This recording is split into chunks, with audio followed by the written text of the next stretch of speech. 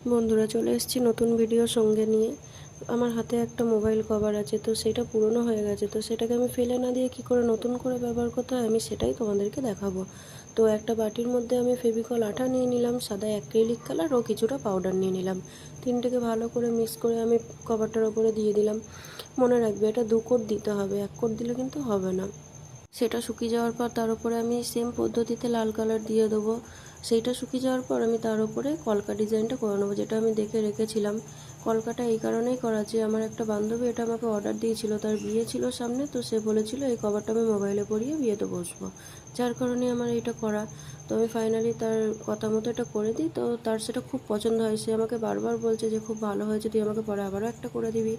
তো দেখো, ফাইনালি আমার কভারটা তৈরি হয়ে গেছে। যখন কলকাটা হয়ে যাবে তার মধ্যে কিছুটা ফেভিকল আর জল মিশিয়ে আমি কভারটার উপরে দিয়ে দেবো, যাতে এটা গ্লেজি হয়। তো ফাইনালি আমার কভারটা পুরোটাই কমপ্লিট হয়ে গেছে। তোমরা দেখে বলো কেমন হয়েছে।